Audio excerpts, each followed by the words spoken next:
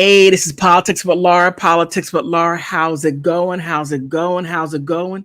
Stick with me, stick with me, stick with me. Okay, it's on. It is on. Amanda Tompkins, she is testifying in front of the Georgia State Senate. And she's given her account on things that happened. So when Fani was allowing her man to try to buy drip, drip, bling, bling, fling, fling, whatever you want to call it, to use that money the way he shouldn't have even tried to. Account to make sure everything was going right. Okay, it's going right. Okay. But he had and so she's testifying to what she heard, what she saw, and she's telling it all. And unfortunately, she lost her job for doing what's right for the children. Because keep in mind, remember, Fani was talking about black, some more black, and that's not what she did. Nothing at all. But I'm not trying to put too much of my feelings into it because she's not a very nice person, but I have to stay objective. I'm going to try hard. So here's the Senate. And let's go ahead and get to it. Let's get to it.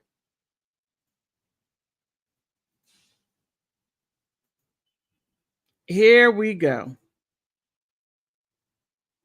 Once we've digested that information, it may raise more questions, and we will let you know if we need you back. Before we adjourn, committee members, I am looking at another meeting, trying to cooperate with y'all to make sure it's a good time. What did you just say? Oh, yeah, thanks. I'm looking at my calendar on my phone, and I'm angling towards June 27th or 28th, Thursday or Friday. Okay, I know it's a little low. I'm sorry. To tell me today, but if committee members would let me know if there are conflicts of either of those dates. I'm just aware of some legislative conferences the next couple of weeks there in June. That'd be about the first time I'm free. The weekend after that is July 4th, hits on that Thursday, so it'd probably be later. Okay, hold on for a second. Can't do it that.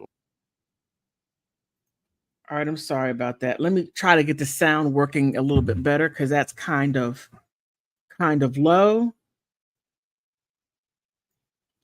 And I want to make sure. Okay, that's better.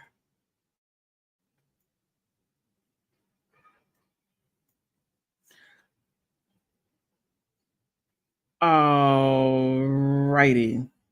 Here we go. Sorry about that. I want to make sure that you hear it. So it's free for the kids that participate in it? Yes, sir. And that's what the grant is, to fund the operating cost of that free program? Yes, sir. Okay. Are there any parameters around how you spend that money or who's allowed to participate in the program? Well, the program is specific for Fulton County youth, and you must be attending Fulton County schools or Atlanta Public Schools. And then again, you have to be in 6th, 7th, 8th, or 9th grade. And that program was already in existence during Paul Howard's tenure as district attorney? Yes, I believe in 2019, he celebrated his 20th year doing it. So he did it for quite a long time. That's a long-standing Atlanta Fulton DA office program. Yes, sir. It was in place long before Fani Willis was elected. Yes, ma'am. Sir. So she inherited it, so to speak. Yes. And did she take over the program after that, or did she designate a specific individual in the DA's office to monitor or manage that? Yes. Michael Cuffey, he was the chief programs officer. Okay. And he oversaw all programs. So he was my direct supervisor at the time. And he was the direct supervisor over myself and the junior DA program as well. Was Mr. Cuffey with the DA's office during Paul Howard's tenure? No. Okay, so he was a new employee, came Yes, in sir. with Miss Willis. Yes. Okay. Who did you report to as the Director of Gang Prevention and Intervention? I reported directly to Mr. Howard. Okay. Did your role change after he was defeated by Miss Willis? Yes.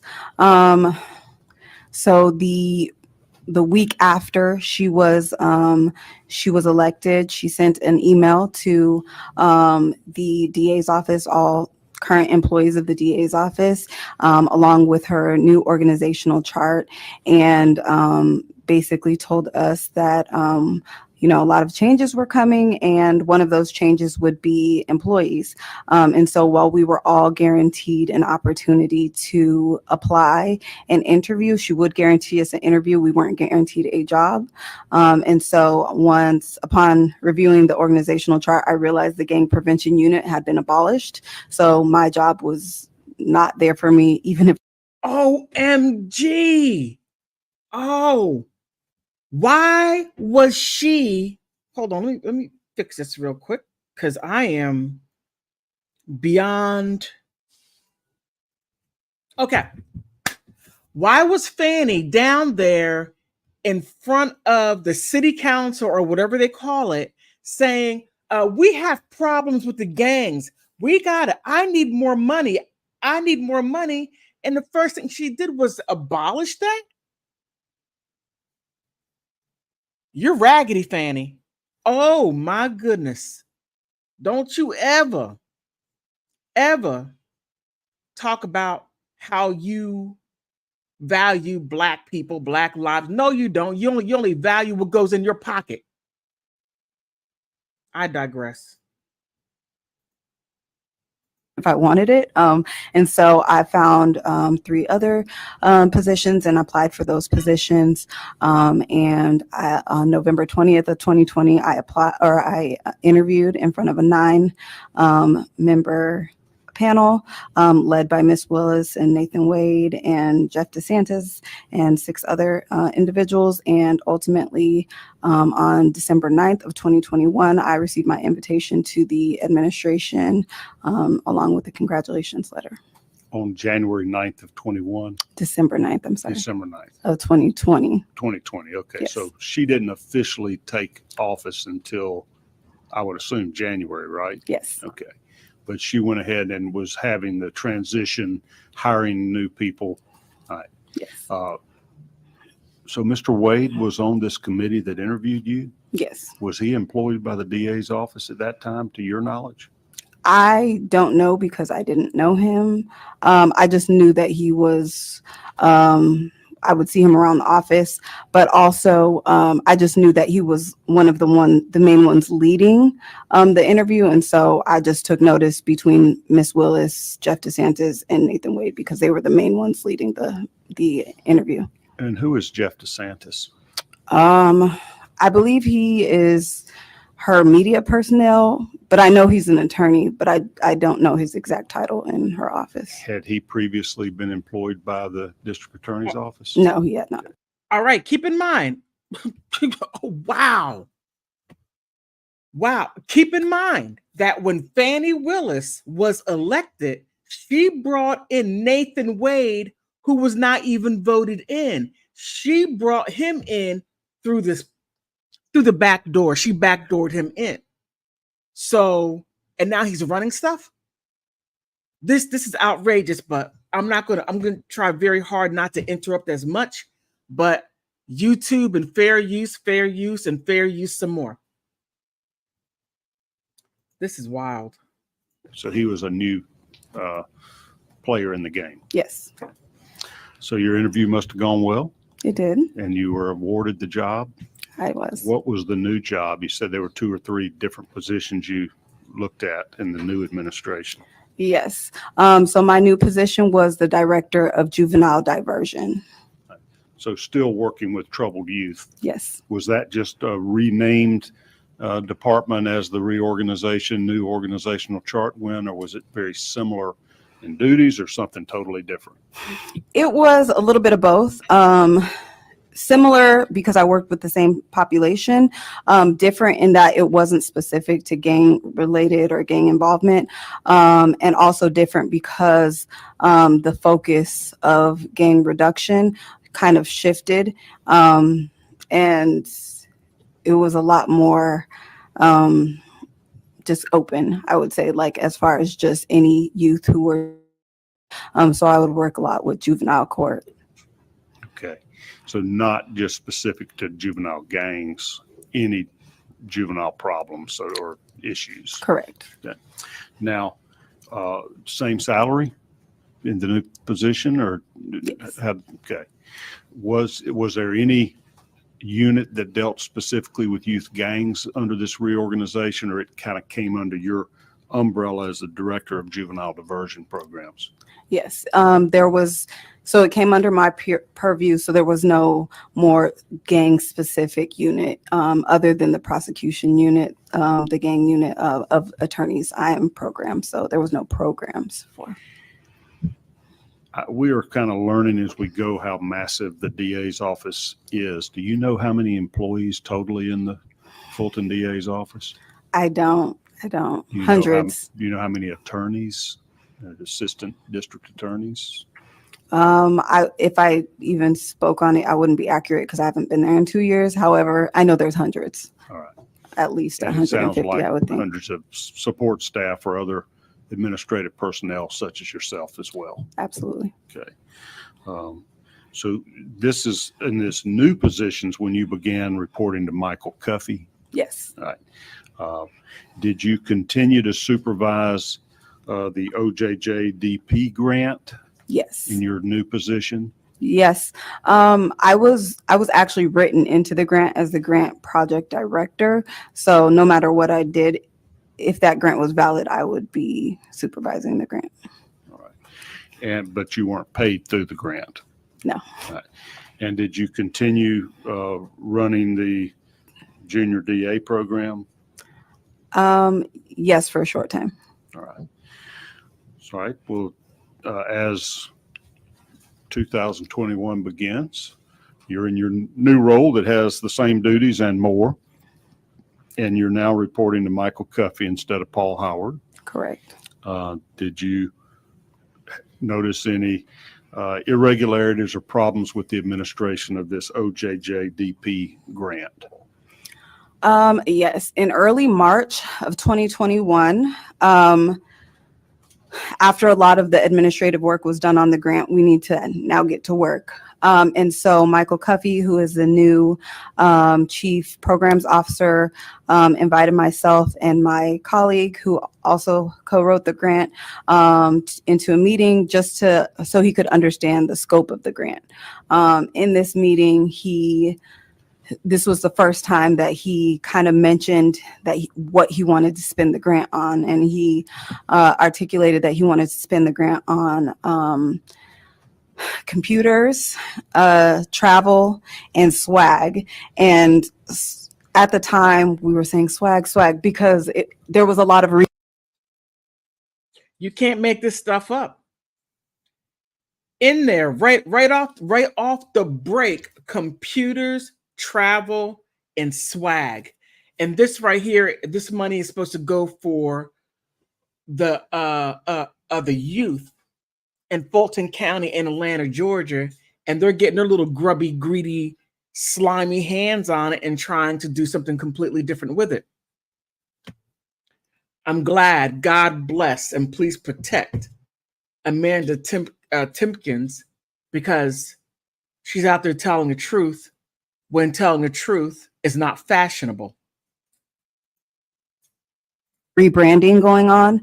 And so like each unit now had their own sweaters and their own mugs and stuff. And there was a complete and total rehaul of the building and stuff. So this idea of having swag was like a big thing. So those are the three things. These are pins and coffee cups and T-shirts and sweatshirts, things promoting the new district attorney. Correct. And so I quickly kind of interjected and let him know that those were not things that we could do with the grant. At that point, it seemed as if he hadn't read the grant narrative. And so I just wanted to educate him. I was a bit concerned, but at that point, it was the first time I had heard of it. I just tried to kind of set him straight and tell him like, oh, we can't do that. It's really specific. And it's specific to programming. We can't buy any equipment. And that was a huge thing because in the grant narrative, in the grant budget, it says specifically no equipment. And so his idea for wanting to get computers and even pay for travel, like those are completely out of the scope of the grant. And you know that because you wrote the grant? Correct. And in the grant plan, you tell how the money is going to be spent? Correct. And in the budget, you identify how it's intended to be spent? Correct. Did any of those documents provide for spending money on swag? No. Did any of those documents provide for spending money on computers or other equipment? No, sir. Did any of those documents or budgets provide for money to be spent for travel? No. Okay. And how about on the junior DA grant? I think we called that the JAG grant. Were you continuing to administer that in March of 2021? Yes. Okay. And did you notice or detect or hear about any intentions to improperly spend that money? Not in March, but as time went on, yes. So what happened when you straightened Michael Cuffey out and after he had told you his intentions of how he intended to spend the money, you told him that was illegal? What was his reaction? Initially, he let me know that it was the employees in the DA's office call Miss Willis Madam. So he let me know that it was Madam's vision. And I basically said, okay, I understand that, but that's not what the grant says. And as the director of the grant, I wanted to make sure that I was careful and clear what the grant said. And this grant was written prior to her coming in the office. I assumed at the time that maybe they just weren't aware, but I just wanted to make him aware that that is not what the grant says. Okay. Did you hear further conversations about the misuse of the money, or did he follow your advice and not spend it on swag and travel and equipment? So initially, that was just the initial time. I continued to be persistent and to let him and everybody else know that we could not spend the grant in that manner. And he persisted to say that that was what we were going to do with the grant. In weekly meetings, we had weekly program team meetings. He would say that, so it was multiple people that heard his intentions to spend this money that way. And I was just persistent in letting him know that that was not what we could do. And I noticed as I persisted to let him know that my treatment drastically started to change. Yes, specifically from Michael Cuffey in the form of being disinvited to meetings or being blatantly like rude, or when I said, hey, we can't do that, just staring directly into my eyes and then just walking off. And I'm like, okay. And I didn't know, if this was an intimidation factor or what was going on, but I just knew I had to stand my ground because I was, fearful of the misuse of funds. Okay. Well, so the story ends there, or did you continue your complaints? No, I continued my complaints. Ultimately, in May of 2021, the overwhelming retaliation and pushback got so bad. I sent an email to Miss Willis and I told her that I had followed the chain of command to no avail and I really needed to speak with her. At this time, I believed that she had no idea what was going on, and I wanted to make her aware of what I saw to be a potentially illegal and dangerous situation, and I didn't want there to be any scandal related to her administration. You sent that directly to her? I did. Did she reply? She did not. Okay. But I believe 2 or 3 days later, Mr. Cuffey approached me and said that he knew that I reached out to her and that no matter what I did, that she was just going to come back to him. And so at that point, I didn't really know who to go to or what to do, because when I attempted to make her aware of what I saw to be a illegal situation, it was told directly to the person that was doing what I saw to be illegal. Mr. Cuffey. Mr. Cuffey, Okay. correct. Did you complain to anybody else other than Mr. Cuffey in your email to Fani Willis? Not in my initial email. Things started to progress as far as my retaliation. It was almost daily that it was something. If it wasn't something, it was, something else. Eventually, the junior DA program started to near, and he started saying that he was going to be buying Apple products with the funds. Apple products like Apple iPhones or computers? Computers. Okay. And I don't know why, but he just really wanted these Apple computers. So I let him know that we couldn't do that with the junior DA funds either. And so he took me off the directing the junior DA program and put other people in my place. And then eventually when junior DA started in June of 2021, I noticed that there were youth in the program that were not Fulton County residents, weren't even residents of the state of Georgia. There were youth in the program from Florida, from Wisconsin. And so, of course, I questioned it. I felt like, our youth in Fulton County have so much need. Why are we not focusing on the youth in our county, especially when the grant and the grant application or the application to the program specifically say that must be Fulton County residents, must attend Fulton County or Atlanta Public Schools. Whoa. Wow. Okay, I'm sorry, I didn't mean to intervene, but it's straight out, right out the gate. They started the misappropriation of the funds. They were told several times.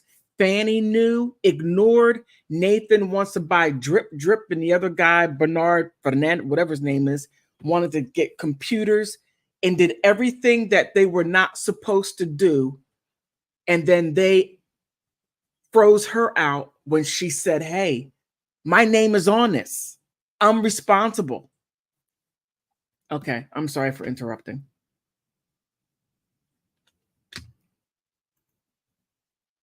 So when I brought that to him, We're still talking about Mr. Cuffey. Mr. Cuffey, excuse me, sorry. So when I brought that to Mr. Cuffey, the next day I was told that we needed to have a meeting, and he attempted to put me on some type of a plan, like a professional development plan. I've never been written up, never had any warnings. So I was wondering if you have a history of being a troublemaker in the workplace.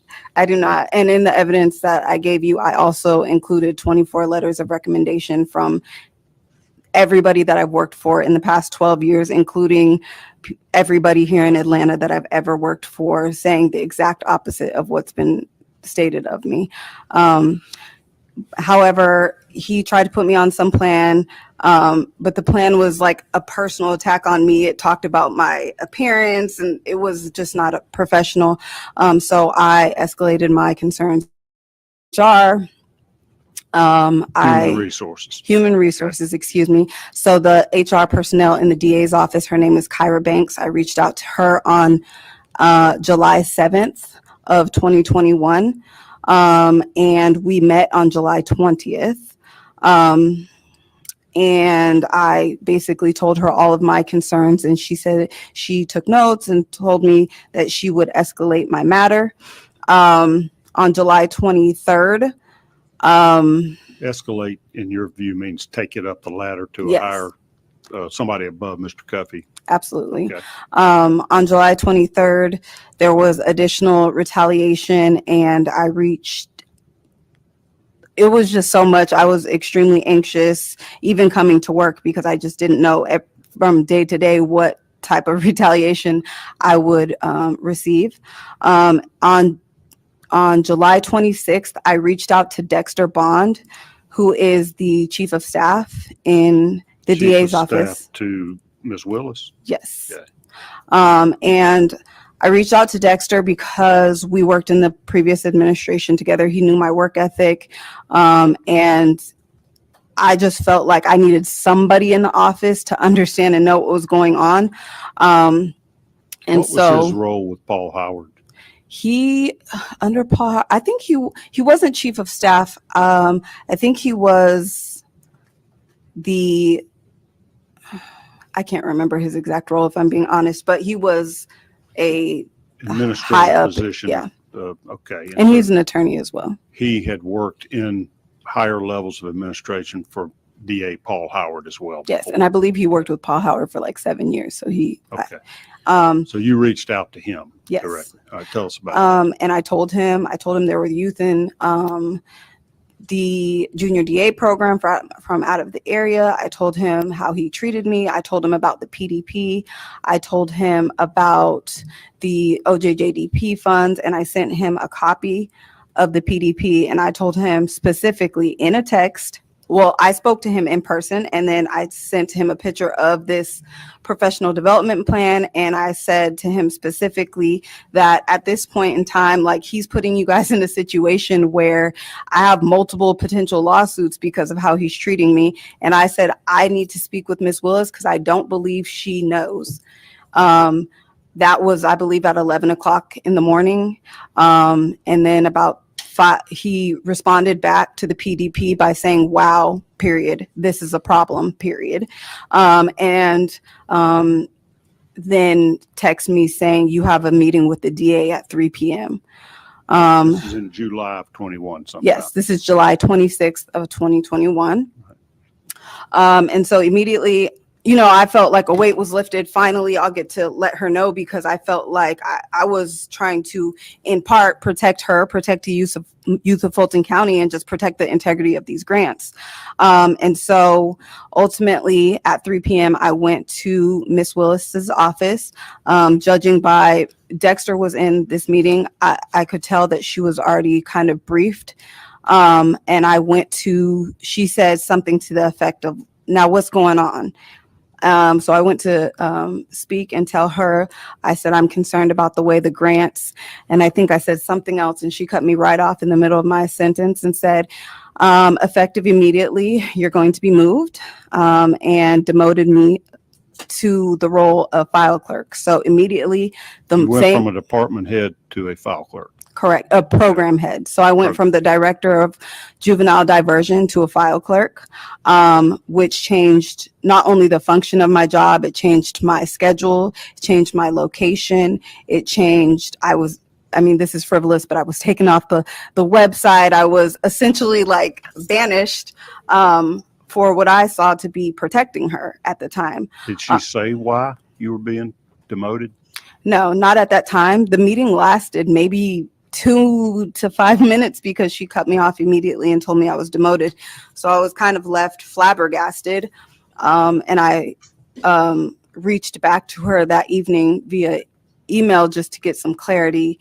And that was the first time I ever heard that she was saying that she wasn't pleased with my work. And it's important to note, I don't want to get too far in the weeds. I feel like we're already there, but it's important to note that 3 weeks prior to this, she had just asked me to assist in another department. So 3 weeks before, she wasn't dissatisfied with my work. So it was shocking to me that suddenly she was dissatisfied with my work the day that I disclosed that I was concerned about the way these funds were being spent. You have mentioned several times about retaliation. What type of conduct or actions were aimed towards you that you felt were retaliation? This demotion's pretty clear cut, but yeah. Were you being treated differently by Mr. Cuffey or Mr. Bond or any other supervisory type employees? Yes. Treatment as far as, like I said, being disinvited to meetings, just the attitude of when I would ask for things or ask for additional like guidance or feedback, it wouldn't happen. I also, in addition to, I sent him an email because he was essentially stifling my work. I was completing tasks that Ms. Willis had asked of me in previous meetings, and I would be asking him like, hey, did you get this to her? Hey, I've had this done. Did you look over it? I'm waiting for your feedback. And I was just essentially put on the back burner. Also, like the PDP, the demotion was the first act from Miss Willis directly. And then after that, because of the change in my work schedule and the change in my work location, I had asked for accommodations or a different setting because they were rehabbing the building, and it was causing me some health issues because I have pre-existing condition. And I was told no, and told if I brought it up again, it would negatively impact my future evaluations, which would impact my employment. And about an hour later, my laptop was confiscated, so I couldn't work from home even if I wanted to. Sometimes I would come to work and now as a file clerk, I would literally be putting thousands of documents into alphabetical order and then creating an Excel spreadsheet. And What department were you in as a file clerk? Were you changed to a different department or just removed as program head and kept in that same juvenile justice department? No, I was moved to record restriction, and then ultimately I became the file clerk liaison between pre-indictment, pre-trial indictment diversion for adults, and the record restriction. So stuff I've never done or have any type of.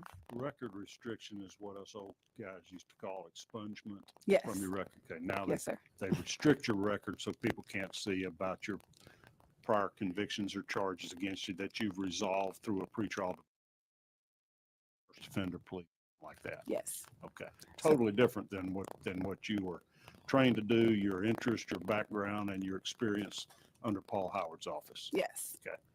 And then I didn't receive any real training.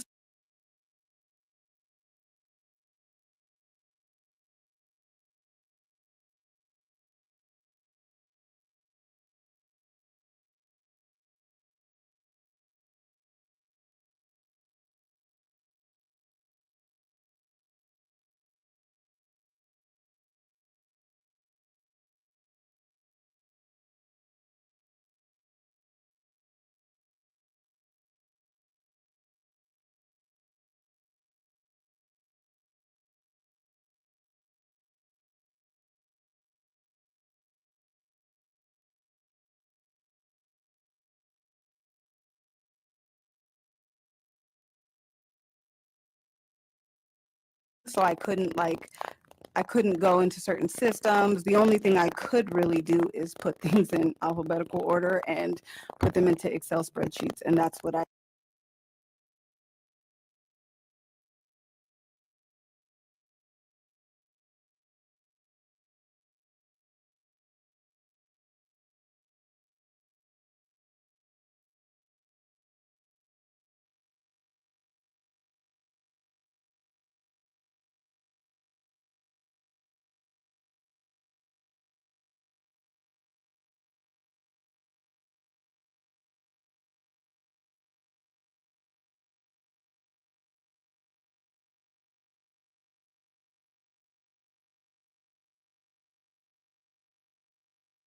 Did.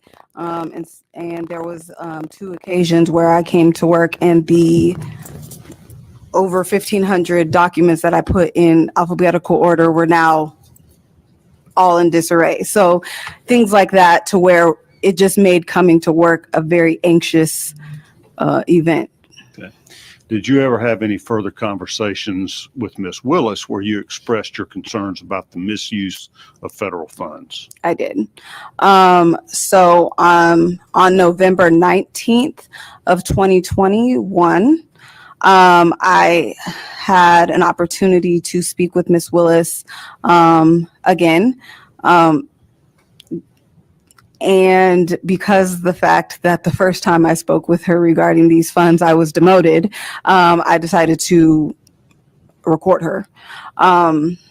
And I think it was just because I was fearful of what type of retaliation even bringing it up would have. But also, again, like my track record with her was the last time I did this, I was demoted.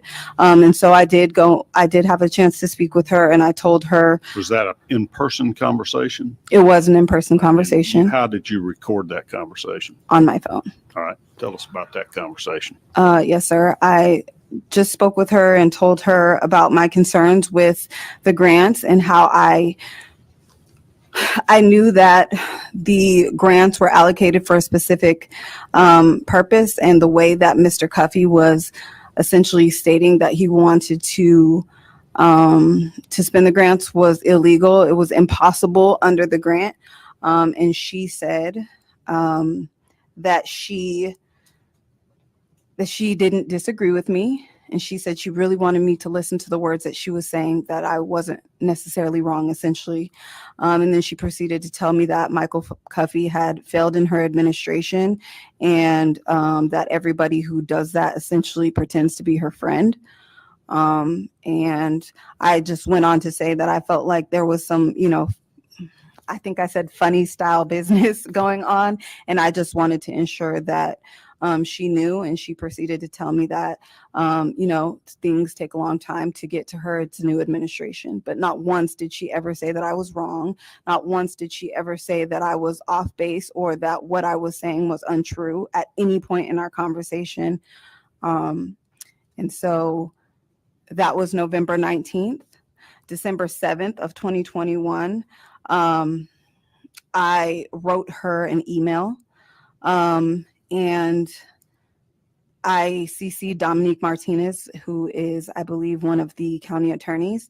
And I just kind of told her, what I had experienced in the office, and that how my treatment had brought me significant amount of anxiety. I thought that I was going to ultimately retire from the DA's office, and it made a place that I used to be proud of working at hell for me, essentially.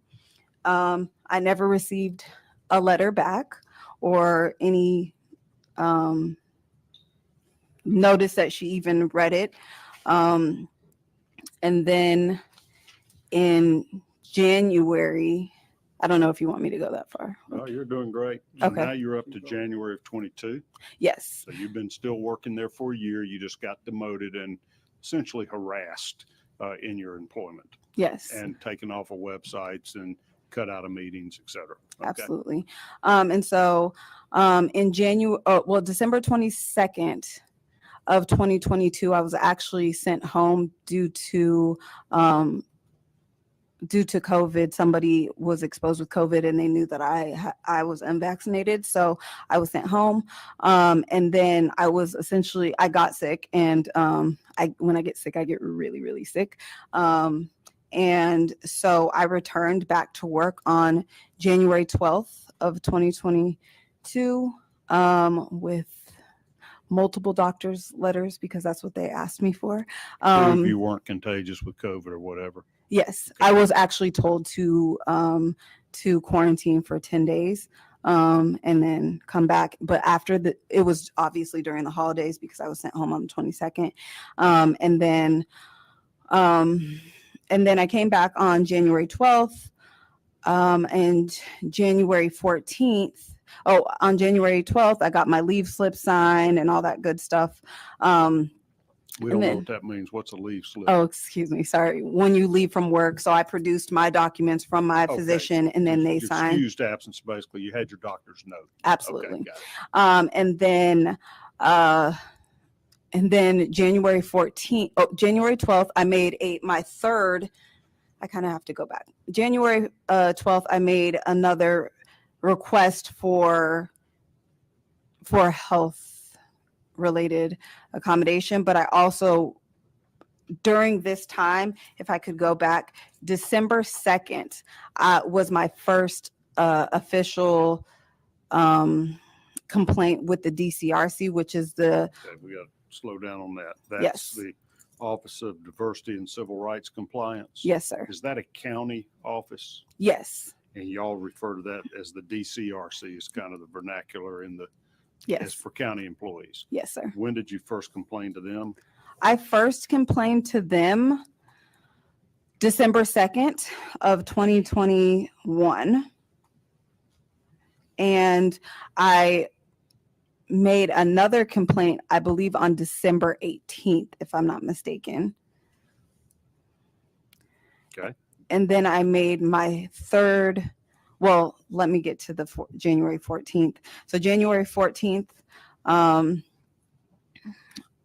the January 12th email that I sent regarding my health, I CC'd one of my supervisors. At this time now, I have 3 supervisors because I'm working in multiple departments.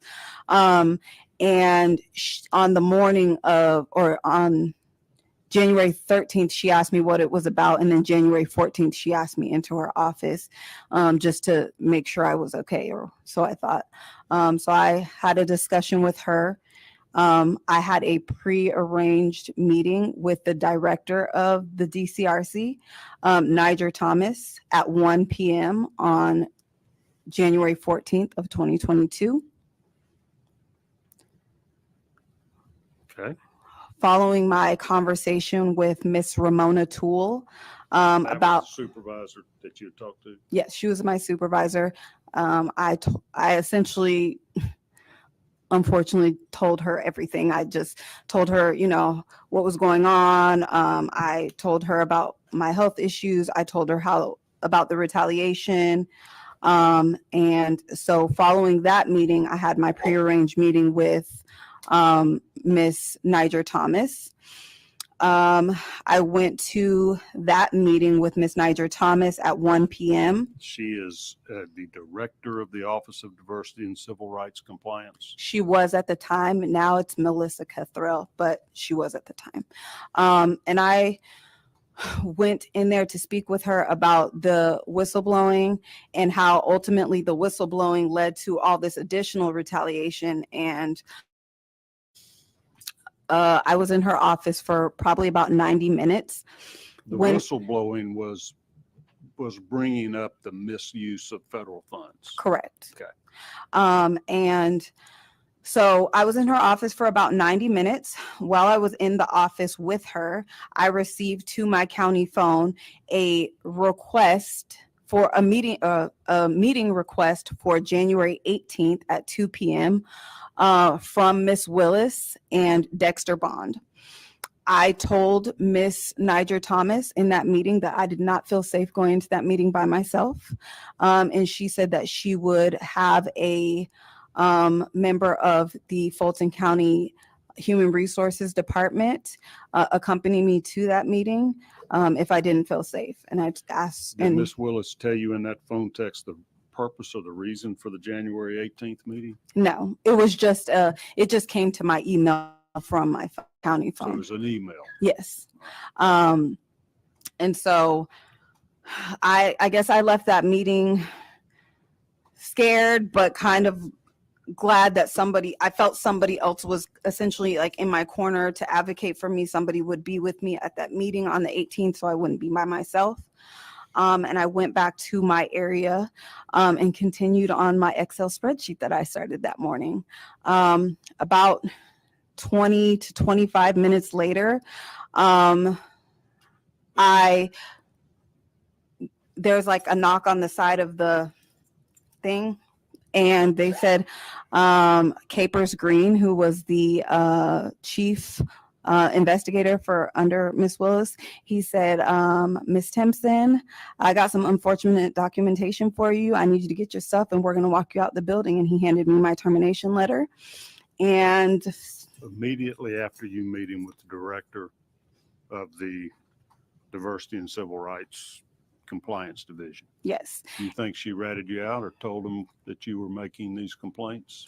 I believe that Ramona Toole in the conversation that we had that morning went directly to Miss Willis. And I think that it's possible that Niger Thomas said something. I cannot speak to that.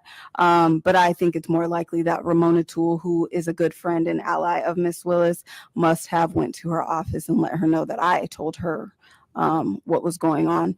And ultimately, I was walked out of the building by 7 armed investigators.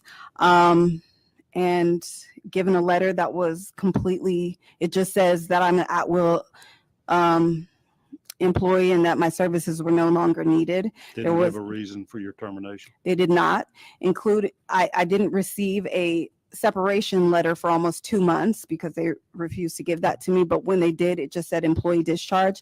So I had no understanding to this day, because ultimately the PDP that Cuffy had written was, Ms. Willis did say that was null and void. He didn't follow proper channels. There was no documentation.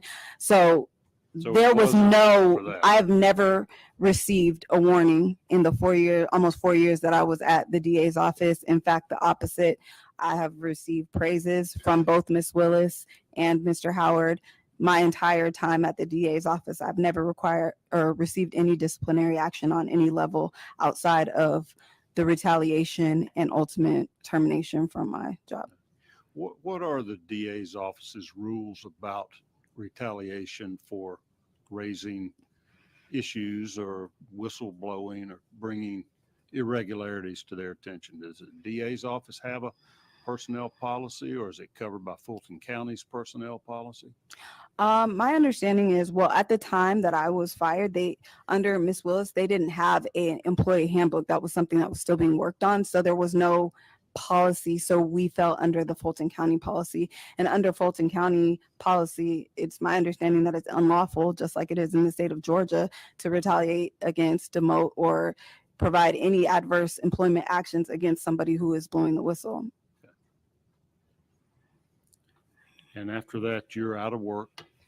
So yes, after that, I'm out of work. As a last attempt at retaliation, the time that I had been out sick was now reported as leave without pay. That's what they classified it under. So I was for a while, until I was able to correct it with Fulton County outside of the DA's office.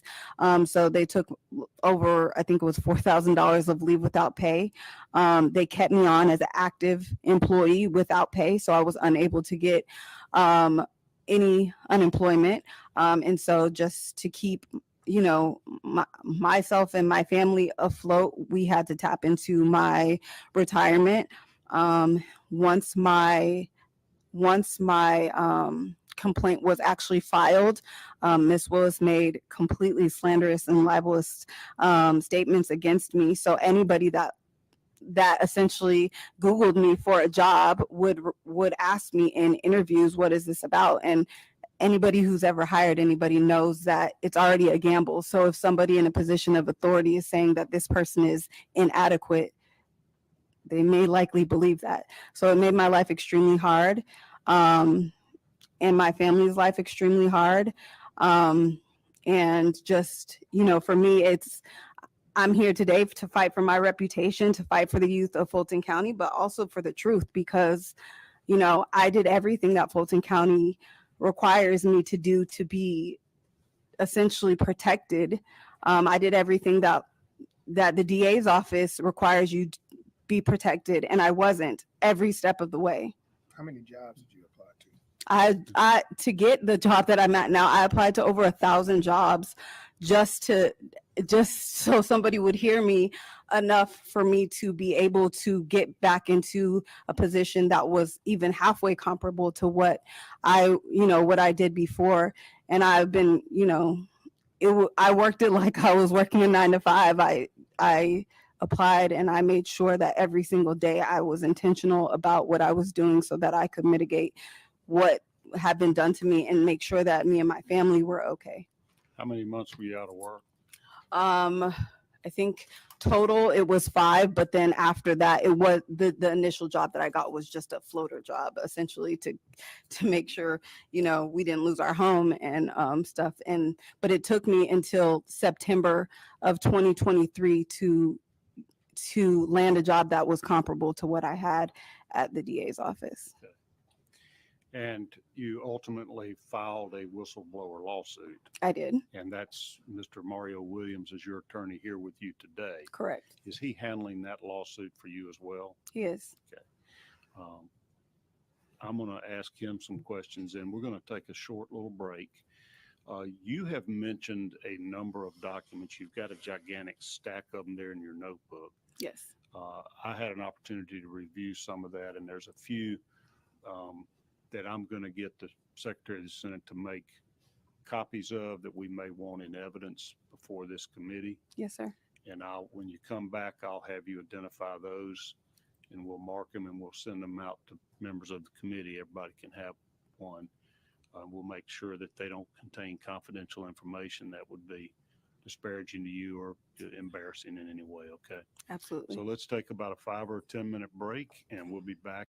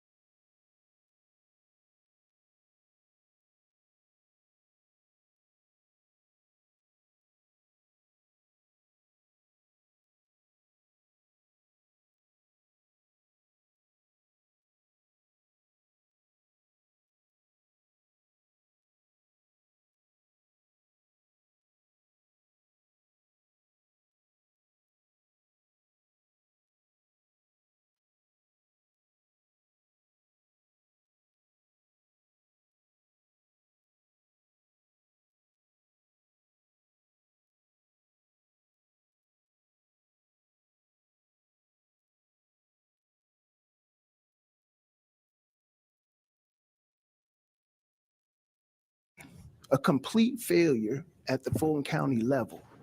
So, in my opinion, What's going on with my whistleblower audio? activity, if something goes, especially about misappropriation of funds, if it goes into the DCRC, it needs Sorry to about go to at least a couple other different regulatory agencies. You know, misappropriation of funds, as we know from the Howard administration, it could easily be investigated by the GBI, easily be investigated by the AG's office.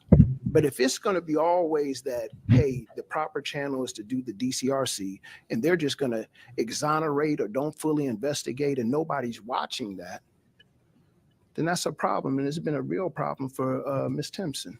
Yeah. I mean, she has a legitimate claim. I mean, it's more than legitimate in my opinion. And she struggled with it for 3 years. And not to throw Fulton County commissioners under the bus, but they've known about it for the 3 years because I personally sent it to them. Everybody's known about all this that's going on with Ms. Timpson for years, and nobody took one action about it. Must be Fulton County Atlantic Public Schools means just that. It doesn't mean like in a deposition, maybe you once attended Fulton schools, then moved down to Michigan or Wisconsin or Florida, and now you can get Fulton County money even though you're not living here. You know, so that's all I'll say. That the litigation hopefully can be wrapped up by Christmas as far as discovery, and maybe we can get a ruling. But our judge is also the same judge in the situation with former ex-president Trump, and so there's a lot going on. Yeah. So Judge McAfee is the judge in the whistleblower lawsuit? Yes, Chairman. So you have filed a lawsuit on that matter? Yes. When was that filed? I think 2.5 years ago. And who are the defendants? Who's the suit brought against? Well, at the end of the day, it's against Fulton County District Attorney's Office. We did try to bring it against. It's in state court, Superior Court, but there's some legal arguments that kind of made it untenable to hold it against Fani Willis herself. But in effect, it is because it's against the DA's office. Right. She's the head of it, and she personally did the termination and That's the right. Demotion, so to speak, previously. That's right. Got it. And, you know, I don't want to get, I don't want to preach or anything, but you have to have a lot of confidence in yourself to fire somebody within 20 minutes of talking to a compliance division. Right. You got to really believe in your heart, man, it doesn't matter. You can't do nothing to me if you're taking those type of actions, because a DA is a lawyer. Right. You already know the timing is going to mean everything to a judge, and you just did it anyways. without any other type of excuse or Nothing. pretext. Didn't even try to write up anything. Knew that she had a disciplinary file that was 0.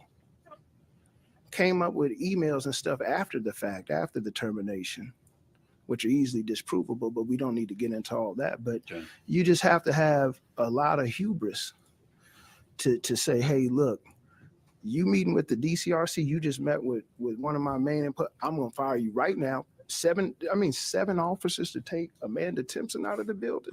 I mean, come on. Almost treated her like she was threatening to bomb the place. Give me about a 3-minute explanation of whistleblower laws. What prevents that? What makes it illegal? What creates a cause of action if somebody is retaliated against or bringing attention to a public corruption or misuse of funds?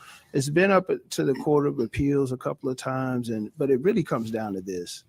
If you report or you perceive that a public official engaged in misappropriation of funds and you disclose that, and that disclosure in response to that, you were retaliated in adverse employment action. What does that really mean? If here we don't have a problem because she was terminated, then you can bring a claim under Georgia's whistleblower statute, and I believe you have to do it within 1 year.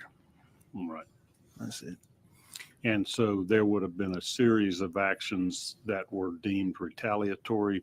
Absolutely. The harassment on the job, the demotion, and ultimately the termination. Yeah. So what I would to harassment happens a lot. We're in the 11th Circuit. So you start talking about a hostile work environment, you got to bring a lot of information to prove that. But what Amanda has in her favor is when you send a text message, which I reviewed, and you say, hey, look, you all are not doing anything. I need to talk to Fani Willis.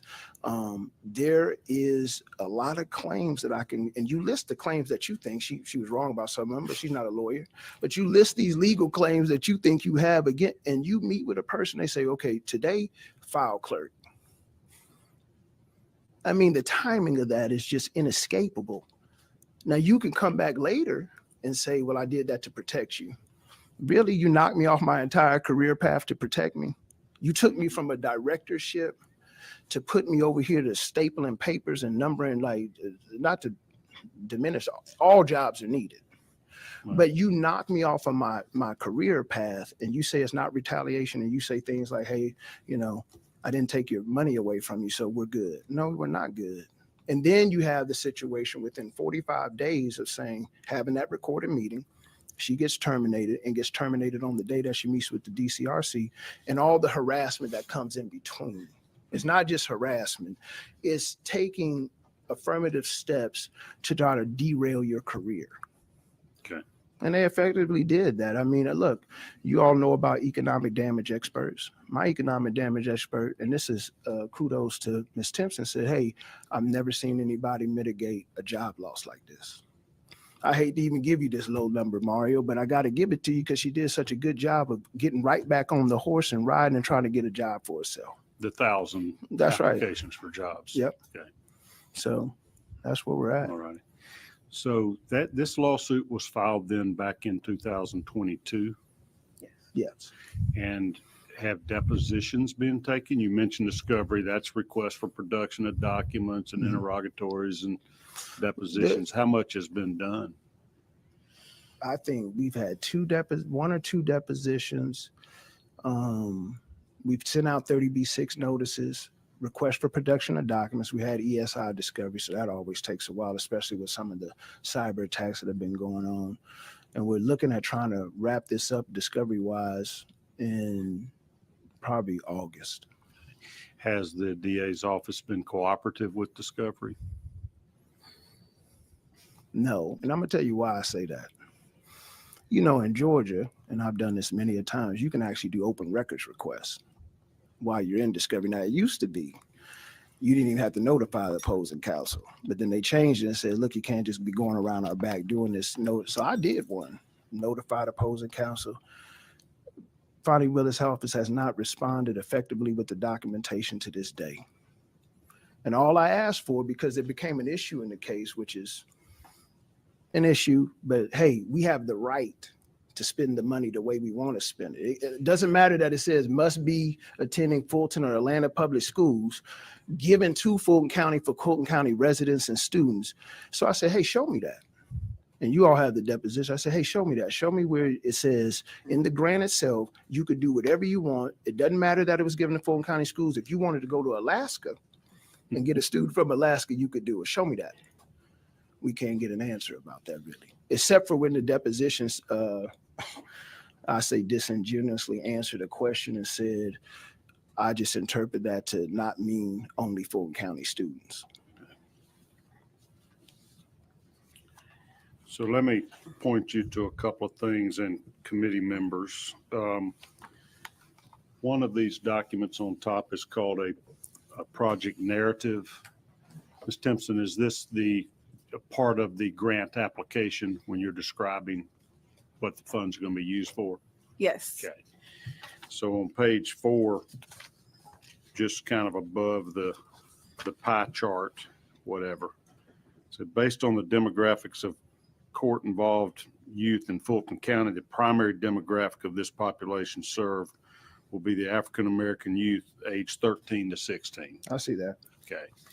And then on the JAG program, and this will be this, I don't know what exhibit number this Right. participation application is. It says under education, school attending must be in Fulton County. That's right. Yes. And is that part of that grant, that JAG grant, is that it's for Fulton County youth that must be enrolled in schools in Fulton County? Yes. And that's Okay. the actual DA's application that they put out on their own website.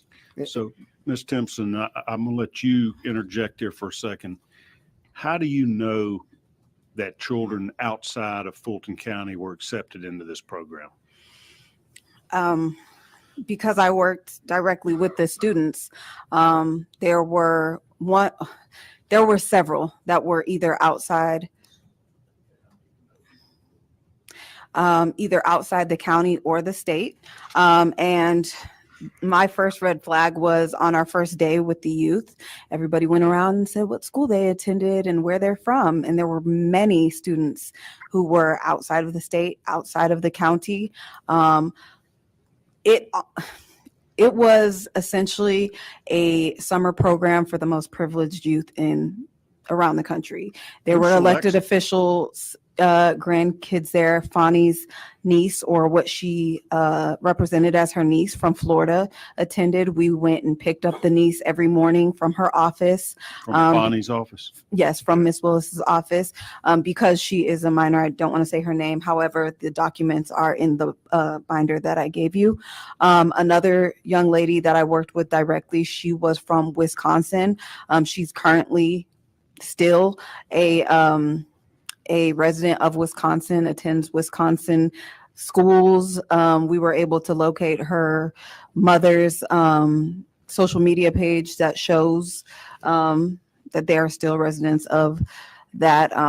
Somebody who I won't necessarily say right now, but just won a DeKalb County state judgeship. Her kids attended the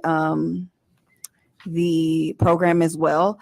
This was not a crime prevention program for at-risk youth in Fulton County. This was elected officials, kids, grandkids, nephews. And this was during the time when so many people in Fulton County were hollering about the dismay about the water boys. But what were we doing when we were given this money for these youth, but watching them on the news? And that summer specifically, I just remember, so many youth passing away due to gun violence. And I'm not saying that we could have changed or rewrote history, but I do always wonder how our programs, if used correctly, could have affected the youth in Fulton County for sure. Chairman, I'd like to say one thing. As sometimes this stuff just comes down to common sense, right? I mean, if I come to you and I say, hey, you're the district attorney, you're a lawyer, and I say, hey, there's a misappropriation of funds because this program is for Fulton County Atlanta public school students only, and you have people coming from outside the state, then why not say, no, you're wrong? Right. you're wrong. That's just not how the program works. If I go to anybody running this program and I say, hey, I believe that this is a misappropriation of funds, this is not right. Nobody ever said in writing or verbally, hey, Amanda, calm down. You are wrong. You don't know what you're talking about. The grant says this, we get this permission to do. None of this happened. Instead, what happened was ignore her, push her off into the corner, hope she goes away. I'm the DA, I'm whoever, and I'm going to go ahead and show you that if you keep talking, you're going to find yourself on the outside of this situation. But that's what I'm looking for. I'm looking for a denial, because Amanda has so many emails, so many recorded sessions say, hey man, this is wrong. You did this, and nobody's saying, hey, no, that's completely wrong. This is not a misappropriation of funds. I could go, like I said, to one of the 50 states, pick any kid I want, bring them over here, use the Fulton funds for that kid, no problem. Who decides which kids get to go to the basically summer camp? Well, it would have been me had I not been taken off of it. But in this regard, it was Mr. Cuffey, to my knowledge, and the youth, they apply for it. And then ultimately, unless there's some huge red flag, we usually take them. Again, under Mr. Howard, it was 80 to 120 youth. So it wasn't too many that we turned around or turned away. However, again, according to my understanding, if you were out of state or out of county, that's automatic. You're not within the confines of the grant. So, and that's reflected. I've marked it as Exhibit 3, that participation application that says you must be in. Yes. And then on the second page, the website that describes the program says 6th to 9th graders from Atlanta and Fulton County Public Schools. Correct. Okay. And then again, on that third page, it says the youth program accepts 6th to 9th graders from Atlanta and Fulton County Public Schools. Yes. Right. So there is another exhibit that you gave me, number 4, is the last page in our little thing, junior DA funding breakdown. Yes. That's you got correct. that? Yes. Tell me, what's the significance of this? This was an invoice that was sent internally from the grants division. As you see, Michelle Henry sent this email out. And as you see, the second line says this is for junior DA programs funding breakdown. Okay. And this is for 2021. Line 2 says 27-inch iMac computer valued at $1,799. Line 3 said Zoom small teams. It was like for Zoom credentials, valued at $2,120.25 for a total of $3,919.25 of the the junior DA program was spent on those items. So it's your contention those items are not permitted under the grant? Correct. Another just kind of concern that I had is that it shows $12,500 was spent on blazers and patches for 125 students. But in 2021, we only serviced 40 students. So I'm not quite sure why we spent that much on 125 blazers. Got it. Okay. On Exhibit 2, it says budget summary at the top of it. Yes. Where did that document come from? So Exhibit 2 is not junior DA. This was the OJJDP grant, the one with the project narrative as it correlates with Exhibit 1. And this is the budget summary for the OJJDP grant, which is the $488,000 grant. And I've highlighted line D where it says equipment. And then you can kind of follow it over and it says 0 equipment for all years of the grant. So you didn't ask for money to be used for equipment? No, there was no money for any equipment. And when the budget was provided before they released the funds, it showed you would not be spending any money for equipment? Correct. Okay. And if you see the page behind it, it does say gang prevention program. It says grant. Up there in the upper left-handed corner. Correct. Okay. It says, but if you see at the bottom, it says district attorney grant. And then unit, it says Gang Prevention Program. So that was the OJJDP grant. And this says $1,245 to Dell Marketing, which would have been non-applicable for the grant. That would have been a Dell computer. Or Yes. some type of computer sold by Dell. Correct. And that would not have been in the confines of the grant. So that was your point for bringing this, to just give us an example of if one really specific. We know this proves that a computer was bought. It was spent from money from the grant prevention program. Correct. The gang prevention program from your grant. Yes. Okay. And this is what you brought to Cuffy's attention before he did this purchase. You said you can't do that. Yes, that's correct. And then you went and told Fani Willis the same thing. Correct. And that's when she told you what? Let me be very clear about this, or listen to what I say. What? Yes. Okay. She said that I hear what you're saying, and I'm not saying that you're wrong. I want you to really listen to the words that I'm saying. So at no time did I told her in that audio recording that the grant is very specific. We cannot do that. And that was her reply. Okay, I got off track, Mr. Williams. So Oh, no problem. you were telling me about difficulty obtaining the documents in the discovery process. Yeah. Did so- you also submit requests for production of documents to the DA's office in that litigation? Yeah, we have that, and we're waiting on some documents. Now, opposing counsel in the case been fine. I mean, I go way back with Miss Hannah Rita, and she's good to work with. It was that open records request that just kind of, I said, hey, I can get this thing in 3 days, or you got to give me something, give me a good reason why I can't. And I just 30 days passed, 60 days passed. It's not worth me filing a lawsuit about it, but it was just obstructionist in my opinion. Are you aware that there is a lawsuit against her by Ashley Merchant or her client on the open records request? And I wasn't. Are you aware of any lawsuits against the DA's office for refusal to comply with open records requests? I'm not, but it wouldn't surprise me based on my experience. As an attorney, do you believe that that office is exempt from Georgia's open records law as a constitutional office or any other reason? Absolutely not. It's a government agency at the end of the day. Now, I'd love to see the legal argument about that, but it's a government agency. If it's headed by a constitutionally elected, that's like saying that we can't get the sheriff anything for the sheriff's office because he's constitutionally elected. Okay. I mean, no, I don't believe that at all. Okay. Anything else? So that lawsuit will be going through the process as you're completing depositions this summer. That's right. Will Miss Willis be deposed? She is. I think her deposition is sometime next month, towards the end of next month. Okay.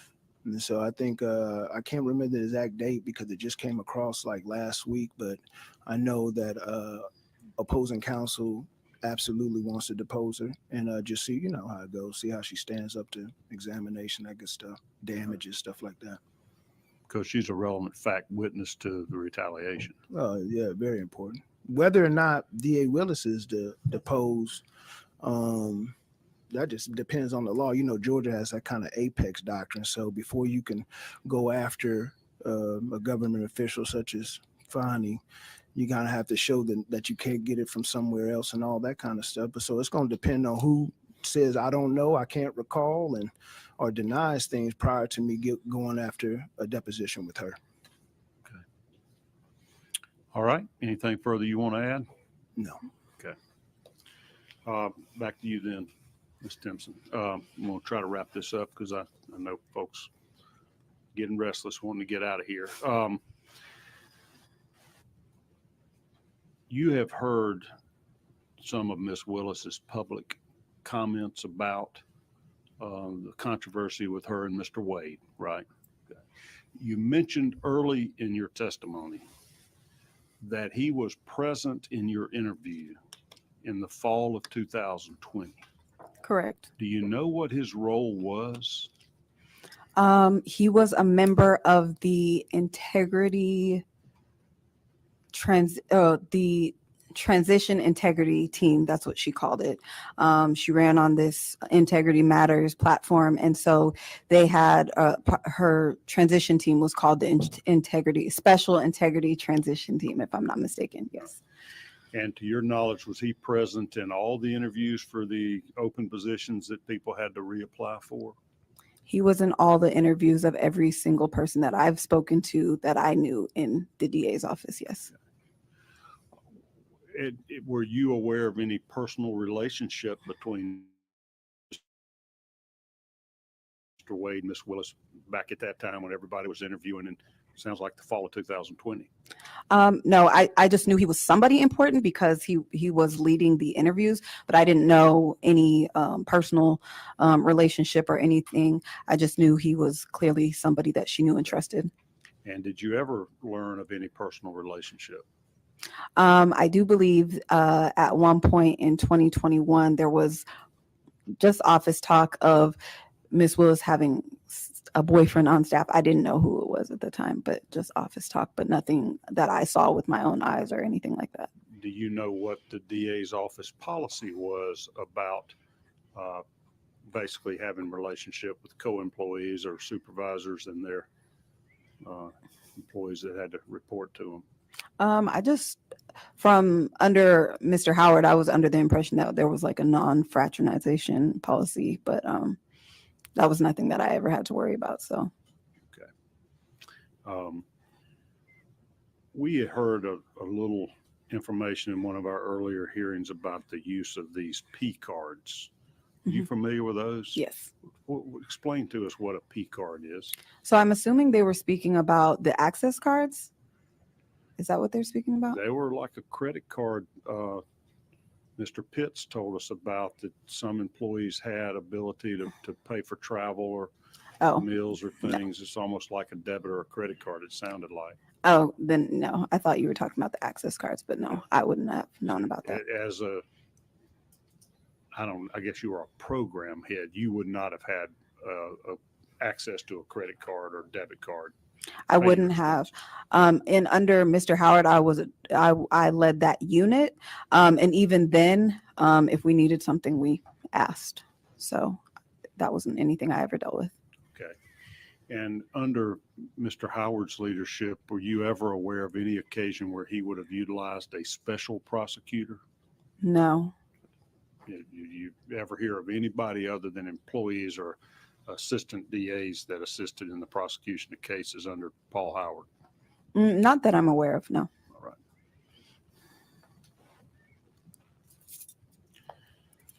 In your newest role at the DA's office before you were terminated, you said you were looking into restrictions of records and also some kind of juvenile prosecutions.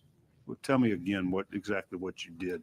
So it wasn't juvenile prosecution. It was actually the pre-indictment diversion program for adults and record restriction. And is that what you're speaking about? Yeah, I was trying to get a grip on exactly what you were doing.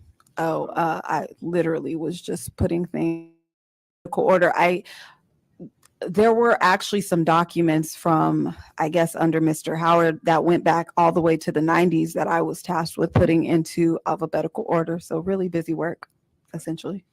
Did you get any gauge of what type of backlog there may have been in prosecutions that the DA's office was facing there? I guess this would have been during 2021. No, I did. I was aware that there was a backlog due to COVID. And I also, I can back up because I did hear from an attorney that was in the office that no longer works there at one point that they were just doing a lot of pleas to cut down the backlog. But that's all I ever heard. And because I'm not an attorney, I didn't get into the weeds with that. I just said, oh, okay. Okay.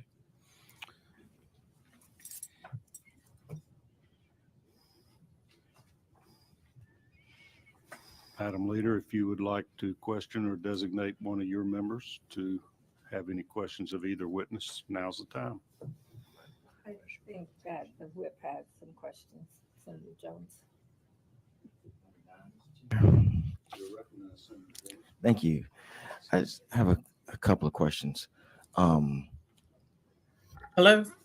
The information that you provided with the we have the open checkbook home. It has budget summary and it talks about the Dell Marketing Corporation. Correct. that information was taken from the Fulton County website, correct? Correct. And that has all the information as far as this program is concerned, the one from the Department of Justice, the $488,000 grant. I wasn't able to find everything. Also, some of the documents that I did find actually are very much conflicting with the actual grant narrative that I helped author. So I'm not sure if they, what type of changes happened after I was terminated, but from what I authored or co-authored, they're not in alignment.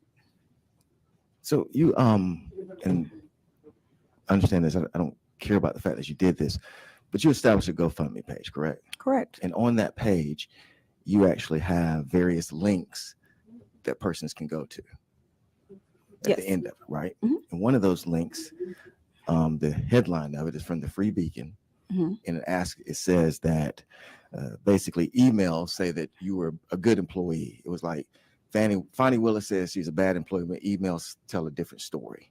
Okay. And it cites an email that basically they were going to give you an award. You remember that? And so you're the one who established these links in your GoFundMe page. I mean, I copied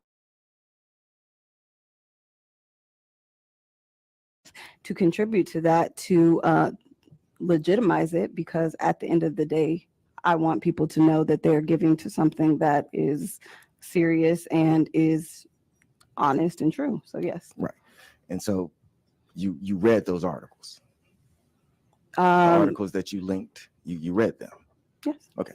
So the article that I just cited, within that article that you said you read, links us to the Fulton County website as far as this project is concerned, the $488,000 project. Okay.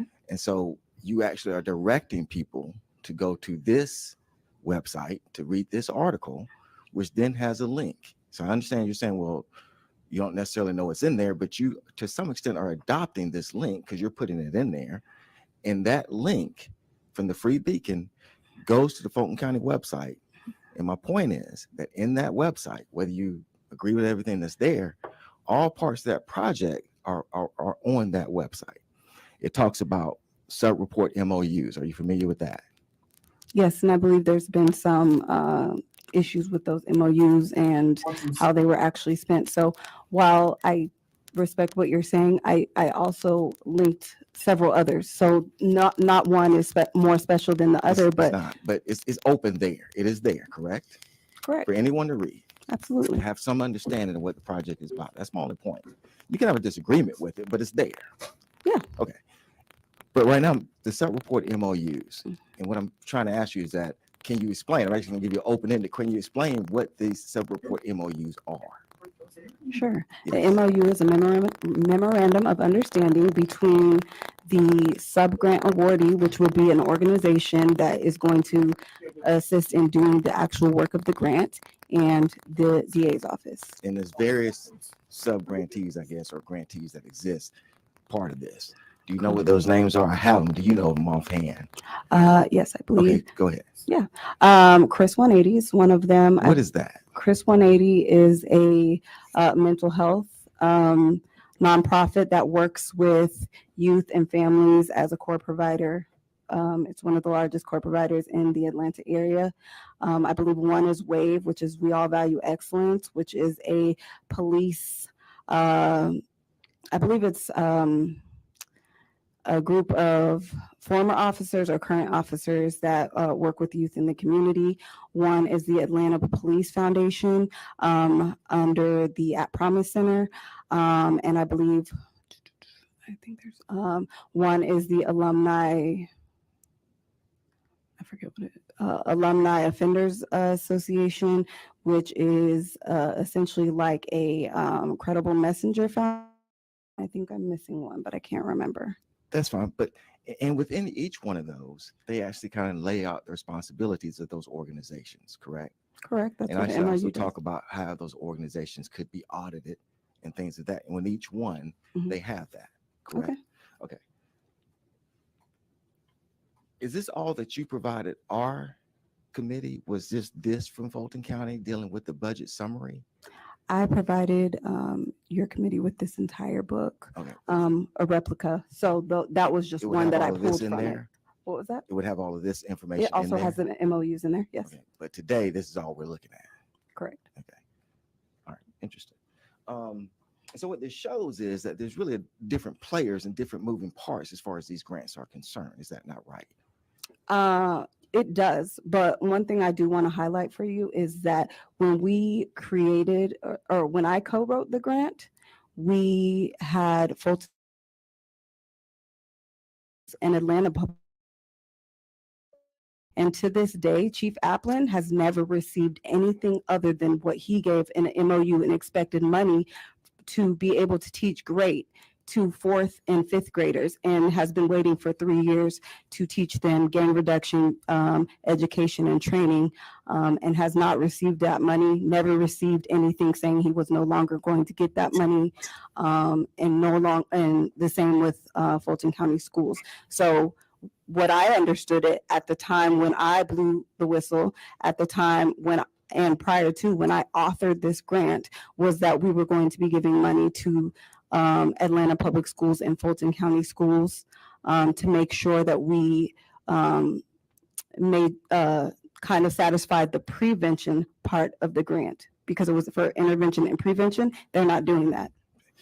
Also within that link that is there that we could have all kind of shared today and really kind of gone through it to understand the different dynamics of this grant, that it's not just one-page summary, is also a letter from the Attorney General, William Barr, and also it lays out the federal requirements of that particular grant. That's within the link that you had in the Free Beacon that Fulton County has free and open for anybody to see. Is that correct?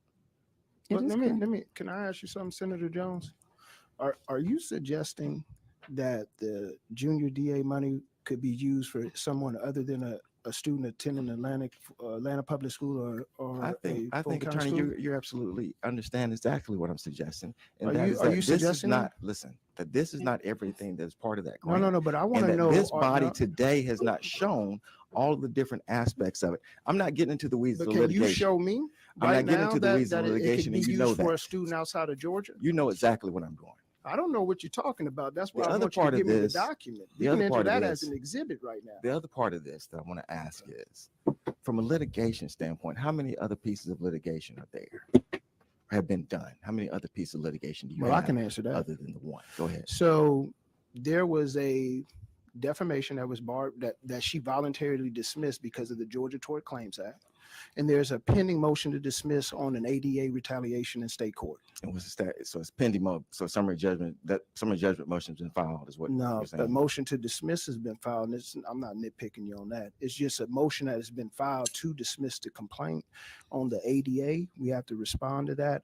But it's because of the Georgia Tort Claims Act, which intentional infliction of, she libel, slander. We could have argued about that. It's tough to get around. But yeah, very. Yeah. And so what I told Ms. Timpson is, I said, hey, look, the substance of your claim is this whistleblower. You have that suit and it's going forward. There's no dismissal. There's no arguments. We've been through that. So you need to make a choice as far as what you're you can't sue Fani for everything. There's all kind of immunities out here, everything. So let's go forward on the whistleblower. And then this ADA, we'll see where it comes. But this whistleblower, and the ADA is about failure to adopt or explore reasonable accommodation. But let's go forward on what we have, which is the whistleblower rock solid. And that's why I'm just trying to figure out. I'm not trying to insult you, Senator. You have a very prestigious position, and I'm not placating you by saying that. I'm just saying if you do have something that says, hey, we could go to Florida and use money for a Florida student when the application on our website says public attending school must be Fulton County Atlanta Public School. If you have something that says something different, because I did an open records request for it, I couldn't get it. Can I ask a question? If you have it, let me ask you a question. What you're just citing right now about the Fulton County Schools, what program is that? That is the junior DA program. Oh, correct. Is that the federal program that I'm referencing? Well, but Amanda knows the ins and out of that. But Is I that just the want to federal make program? sure. Then why I would just you know, interject yourself if you don't know well, the I ins just and want to outs? make sure that you're given the right information. If you have this information, because you keep saying to us, hey, you did a link and it goes all the way to Fulton County, and there's all kind of documents on the webpage about all these programs and how they're used. So I'm just asking you directly on this specific issue, do you have something for me? I have the documents that link. Can we enter them in as exhibits? She's provided them. But But you say you have more. Wait a minute. Wait. Can Then I- what's hold on. being used? Let's hold on. Wait. First of all, are we not talking about two different programs when he talks about the JAB program and what I'm discussing? Right, but I did. Okay. I thought you said JAG program, I but did. I did have one quick interjection on what you're saying. I understand that you have gone on Fulton County or the LinkedIn or whatever it's called, but let's just say this. Does that not say that is from the that is from the DOJ? It says zero equipment. So if she spent $5, that's misappropriation. Please understand something. I'm not here to discuss this. Y'all deal with that in litigation. What I'm here to discuss is that this committee is actually trying to do an investigation. What I'm here to try to show, and it's very simple. Your attorney has to know what I'm actually showing here. I can guarantee people on this panel understand what I'm showing. And that is that we were presented today with this one page as though this is all that references that particular program. And I'm just showing that there are other things that reference the program. That's it. Y'all have litigation till your heads fall off. Have at it. Right. I'm not making an opinion about that one way or the other. But what is uncontrovertible is that there's more information than this. Now, no one can argue that Right. presented today. Well, And I'm That not was saying that you symbolic tried to do of that. just that. I'm saying yeah. what was presented Hold on a today. second. Yeah. That's all I'm saying. All I'm saying is, from a paper standpoint, is there not more paper than this? That's my only part. But this is That's what I'll all say I'm to you, asking. Honorable Senator. This is what I'll say to you. Investigations start just like that. Oh God Almighty. Okay, So if listen. you want to submit Here's my some last more question. information, Here's my just last submit question. it. Here's my last question. My last Okay. two, and they really are. So when you were on the team to determine about investigating President Trump, former President Trump, tell us how they came to that particular conclusion. Can you? Were you on the team to actually make a determination to investigate President Trump? No, I had nothing to do with any of that. So you tell us about the decisions that were made, because you were on the team, I would imagine, to discuss how Nathan Wade was paid and things of that nature. had Were you nothing to familiar do with with that. No. Okay, thank you. Senator Jones, if you would like to submit any additional information, you're welcome to do that if you have something that contradicts or helps flesh out the record for this committee. I was just You're enter- referencing some documents that were from a link, and you're Yes, free I was to just entering all the introduce those. documents that pertain to the federal grant that has been discussed here, specifically the OJ, the Office of Juvenile Delinquency Prevention Grant, which is actually linked to Fulton County website that has all the details of the grant, with the understanding, of course, there may be contentious areas about what's actually been paid or not paid. But the grant itself, all aspects of the grant are actually on that particular link. And I have pulled those documents, and I would like those documents to be admitted into the record. You're Can welcome I to say do- something, Not Senator? yet. Okay. If you would, please, Senator, hand those to the court reporter. I'll have her mark those and identify them, and we'll have that as part of our record. Now, Ms. Timpson, what you wanted to add something? Yes, I just wanted to say that the documents he had were in what I gave you. They're in that notebook. They are. Okay. Ms. Timpson, you have a notebook in front of you that is about 6 inches thick with various tabs, et cetera. Correct. That you presented a copy of that to the Secretary of the Senate. I understand that there are certain portions in that you think are confidential or privileged that should not be published to the general public. Yes. Can I get you either today or tomorrow, if possible, to flag or identify which of those should be held confidential? And then we will introduce the remainder of your notebook into the record of this investigation. If it duplicates what Senator Jones is doing, that's okay. That's fine. I'd like to ask you if you would do that for us. Absolutely. Okay. Have you testified in your civil case about this whistleblower retaliation? Not yet. So you haven't given a deposition yet, Not yet. but you were willing to come here today and talk to us with permission of your counsel. Correct. Okay. There is a similar committee in the United States Congress. I think Representative, who's handling that? Jordan? Have you been asked to testify in front of that committee? Yes. At one point, yes, And have you testified? I have not. Okay. Has anybody tried to deter you or dissuade you from doing that? I And believe Mr. somebody has Williams, if reached you- out to my attorney. Okay. Nobody's tried to dissuade her. We just elected not to. Okay. Has the DNC reached out to you? Yes. And who's the DNC? I Democratic forgot. National Committee? Yeah, I think, or no, somebody on the same committee. I forgot who it was. It was a lawyer. She reached out to me, and all she asked was, "Hey, when you come, if you're going to do this, just let us know the date and time so we can actually be present also." So she has an invitation to appear in front of that committee if she, is that no something you problem. got to pay your own way to DC, or will they pay for you to come I did testify? ask about that. They were willing. Yeah. They were willing to pay Amanda's way, but they weren't going to pay mine. But we just chose that didn't have anything to do with not going, but we just chose not to do it. But then when this came up and I talked to Amanda, she said, "Hey, look, I just really want to speak on this, so we're here. It's Georgia. We're in Georgia." And just to be clear, neither of y'all are being paid to No. appear here today, right? No. Sorry. All right. Well, I appreciate both of your time today, and we will wait to get your Okay. redactions, as attorneys say, what should be removed from the public record, and then we will file that with the Secretary of the Senate. It'll be available to all committee members. We may ask you back in the future, as once we've digested that information, it may raise more questions, and we will let you know if we need you back. I'm going to leave it right here. I'm going to leave it right here. That right there was most definitely interesting and eye-opening. I've learned a lot from this situation right here, just by listening to her speak. I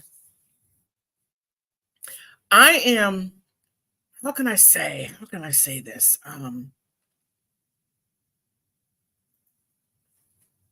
I'm stunned that Fani won the Democratic primaries with this foolishness going on. I am stunned. Well, no, let me take that back. Let me take that back.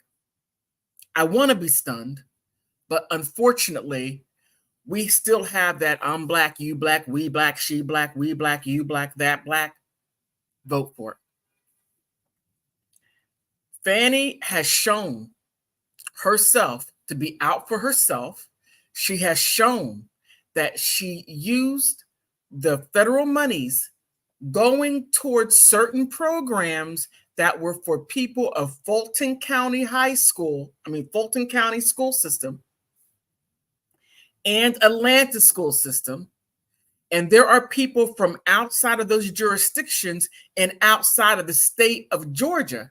Now, I got to find out who that senator is, because he is, let me see, he's not helpful to the people of Georgia, in my opinion. I don't live in Georgia, but I have family who do.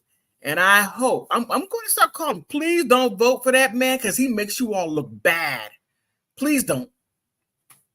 So my cousins down there and friends down in the Atlanta, Fulton County area,